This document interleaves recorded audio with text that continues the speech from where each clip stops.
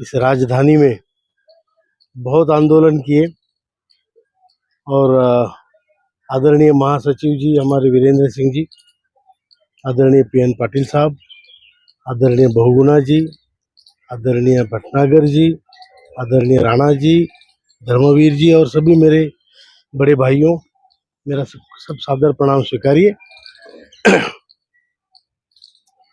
जितने आंदोलन हुए, अब ये आंदोलन का लास्ट फेज है।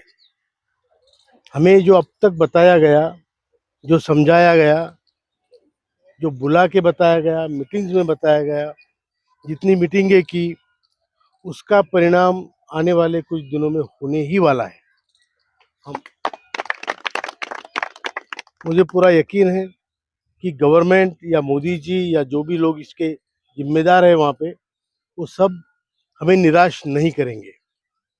और मुझे यकीन है कि कल का दिन नहीं, लेकिन आचार संहिता से पहले हमारा कुछ ना कुछ निश्चित अच्छा होगा, इसमें कोई दो राय नहीं।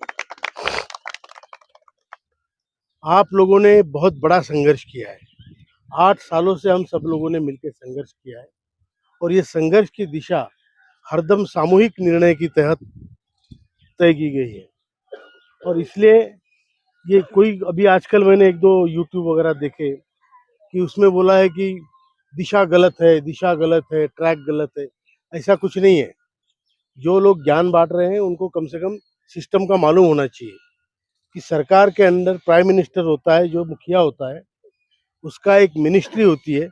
मिनिस्ट्री के अंदर कई डिपार्टमेंट्स होते हैं, एक दूसरे में ये उलझे हुए हैं और इनको कहाँ किसको अप्रोच करना है ये बखूबी जानते हैं। सब मैच्योर्ड लोग हैं। हम जानते हैं मिनिस्ट्री की लेवल क्या है, हम जानते हैं EPFO की लेवल क्या है। कोई बोल रहा था, मुझे तो हंसी आई कि EPFO के पास पैसा है तो जाके उसकी कॉलर पकड़ो, उसको बोलो इस्तीफा दे दो। ऐसा नहीं होता है भाई, कोई इंडिविजुअल साहूकार थोड़ी है। वो एक IAS अधिकारी है, एक डिपार्टमेंट संभालता है। मिनिस्ट्री में ऐसे कई डिपार्टमेंट है, रोजगार के है, एम्प्लॉयमेंट के है, रिटायर्ड लोगों के है, वेलफेयर के। उसमें से एक डिपार्टमेंट EPFO का है। तो एक डिपार्टमेंट, ऐसे कई डिपार्टमेंटों से मिनिस्ट्री बनती है और ऐसे कई मिनिस्ट्री से सरकार बनती है। तो कहाँ किस लेवल पे अप्रोच करना है ये हम अच्छी तरह से भली भांति जानते हैं और इसके लिए किसी को ज्ञान लेना देने की कोई बात नहीं है। लेकिन ठीक है, हिंदुस्तान में मैं बता रहा हूँ, ज्ञान बांटने वाले बहुत मिलेंगे, काम करने वाले बहुत कम मिलेंगे। हम काम करने वालों में से हैं।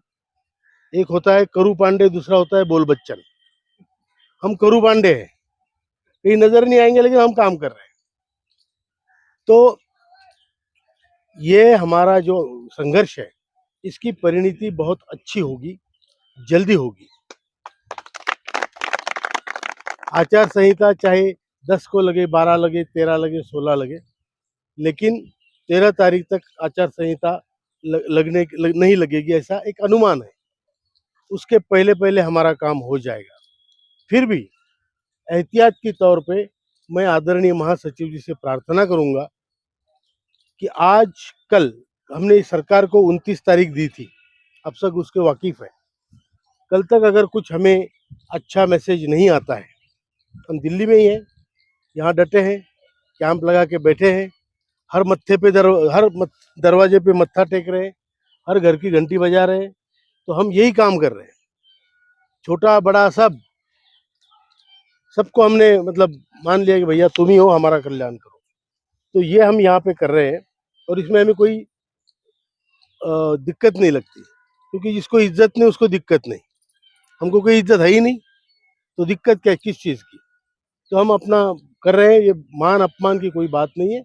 हम सामूहिक कार्य कर रहे हैं, सामाजिक कार्य कर रहे हैं, इसलिए हमें इसका कोई खेद नहीं कि हमारा कोई अपमान होता है या हमें कोई बुरा कहता है या अच्छा कहता है। इसके परे हो चुके हैं हम। रही बात, अगर हमारा काम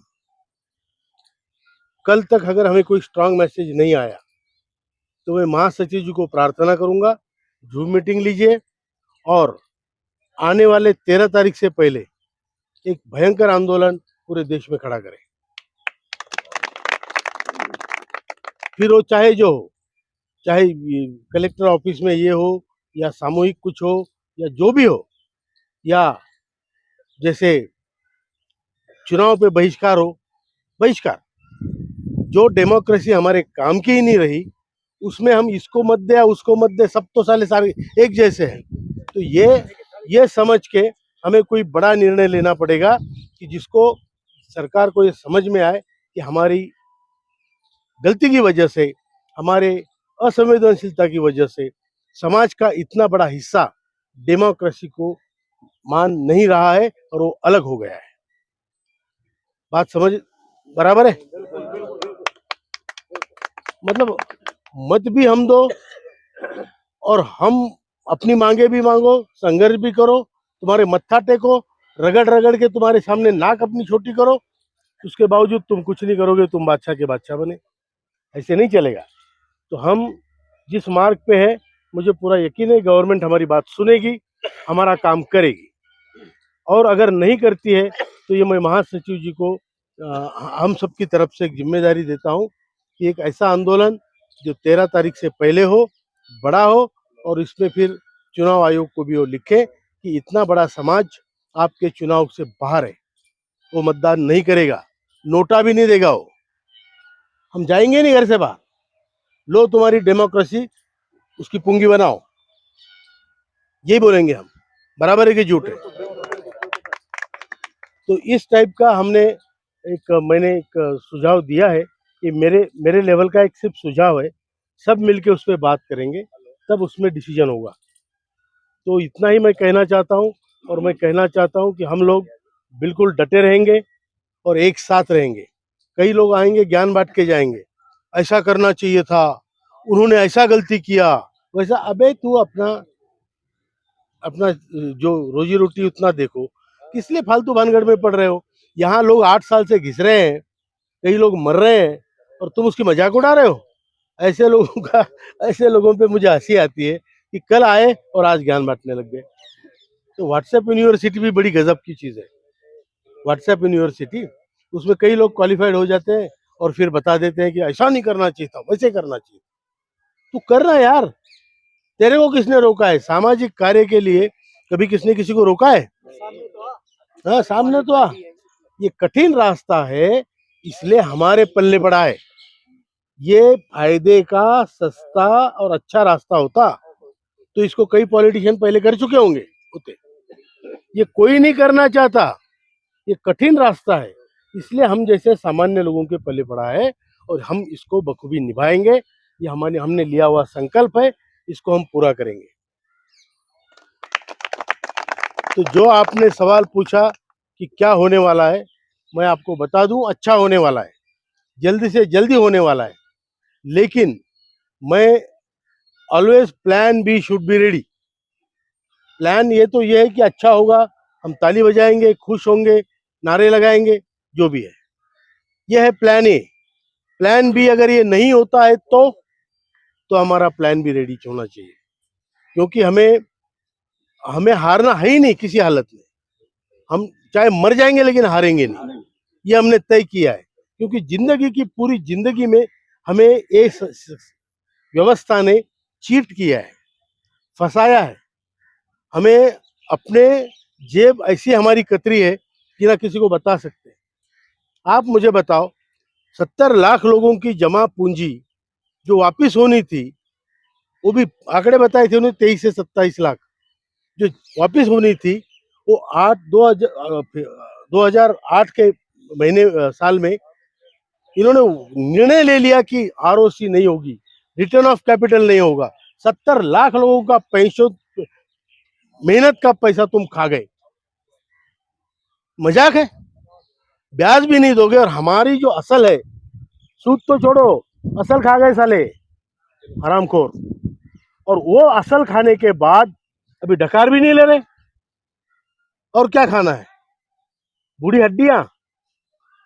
तो ये सिस्टम को हम सबक सिखा के रहेंगे, और हमें अगर अपना हक चाहिए, हमने उस शिद्दत से हम लड़े हैं, जिस पुरुषार्थ से आप लड़े हैं, उसकी तो मैं बहुत बहुत सराहना करता हूँ। आप सबको बहुत धन्यवाद, आप सबका बहुत बहुत अभिनंदन। और इसके लिए आज सरकार को हमारी बात माननी पड़ेगी। अगर नहीं मानती है तो हम अपना प्लान भी रेडी रखेंगे और सभी मिलकर तय करेंगे, और फिर उस पे अमल करेंगे, अगर हम मतलब हम क्या बोलते हैं उसको, हम तो डूबेंगे सनम, तुम्हें भी लेके डूबेंगे। ये इस टाइप का हम प्लान भी कुछ रेडी करें। इसके लिए मैं महासचिव जी को प्रार्थना करता हूँ। आप सब लोग यहाँ पे इतनी ठंड में आए, आपका बहुत बहुत धन्यवाद।